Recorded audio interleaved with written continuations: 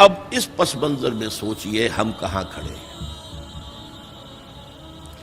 ہم کس شے کی گواہی دنیا کے سامنے دے رہے ہیں؟ ہمارے تو انفرادی معاملات بھی بہت پست ہیں، ہمارے تو معاملات آپس کے غلط ہیں، ہم تو جھوٹ اور دھوکہ اور فریب اور ملاوٹ اور خیانت اور غبن، اس میں تو ہم بہت ہائی مارکس جو ہیں سیکیور کر رہے ہیں۔ جارج برنارڈ شاہ نے کہا، میں جب قرآن پڑھتا ہوں تو محسوس کرتا ہوں کہ اس سے بہتر کتاب ممکن نہیں، اور جب مسلمانوں کو دیکھتا ہوں تو محسوس کرتا ہوں کہ ان سے زیادہ ذلیل قوم کوئی نہیں۔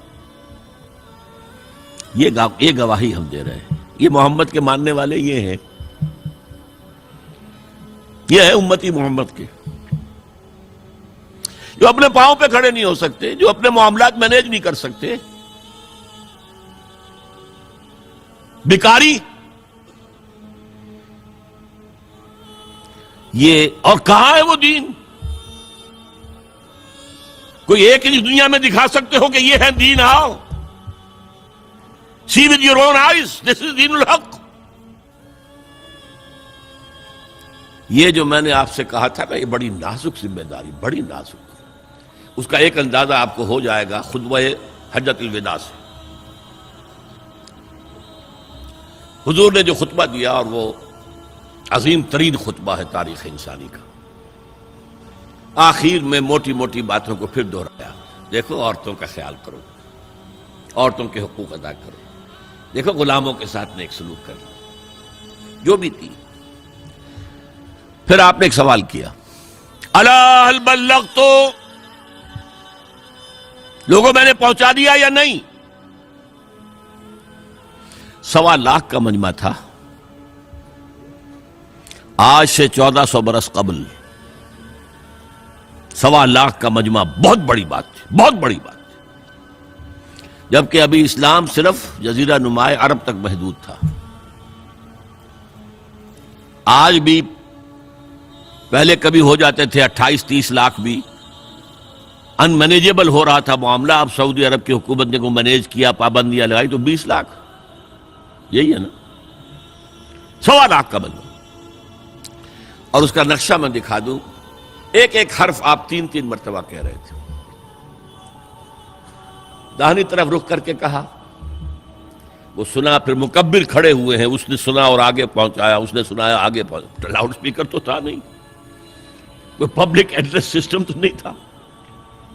پھر آپ نے سامنے رخ کر کے وہی بات فرمائی، پھر یہاں سامنے کھڑے ہوئے لوگوں نے پہنچایا، پھر بائیں طرف رخ کیا۔ اسی لیے ہر جملے کو، ہر بات کو آپ نے 3 دفعہ کہا، الا هل بلغت، میں نے پہنچا دیا یا نہیں؟ اور عام عادت صحابہ کی یہ تھی کہ اول تو حضور کے سوال پر خاموش رہتے تھے کہ واللہ ورسولہ عالم، یا اگر جواب دیتے تھے تو فرط ادب سے بہت مختصر جواب۔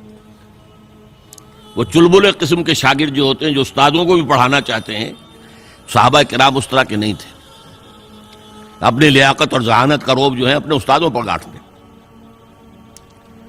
وہاں تو یہ تھا کہ ایک بات جواب، یہاں 4 جواب دیے ہیں صحابہ نے۔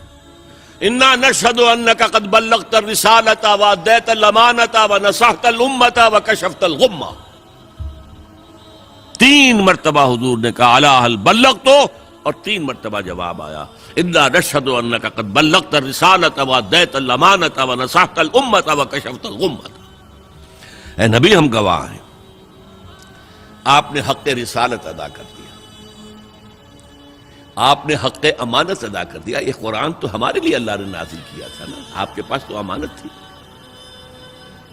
آپ نے امت کی خیر خواہی کا حق ادا کر دیا، آپ نے ہر قسم کی گمراہیوں کے، اندھیاریوں کے، اندھیروں کے پردے چاک کر دیے۔ 3 دفعہ یہ جواب لے کر انگشت شہادت سے اشارہ کیا آسمان کی طرف، پھر لوگوں کی طرف، اللہم اشہد، اللہم اشہد، اللہم اشہد۔ اے اللہ تو بھی گواہ رہے، یہ مان رہے ہیں کہ میں نے پہنچا دیا۔ They can't sue me in your court on the day of judgment۔ یہ میرے خلاف استغاثہ نہیں لا سکتے کہ میں نے پہنچانے میں کمی کی ہے۔ یہ مان رہے ہیں کہ میں نے پہنچا دیا. It was the sigh of relief جس کو کہتے ہیں 23 برس کی محنت شاقہ. کون کون سے مراحل آئے ہیں.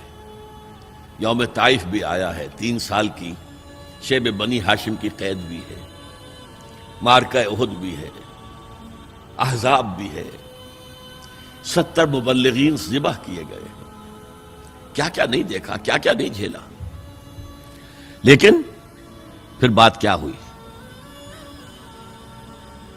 اب آپ نے آخری بات اللہم اشہد اللہم اشہد اللہ، اور اس کے بعد فَلْيُبَلِّغِ الشَّاهِدُ الْغَائِبَ.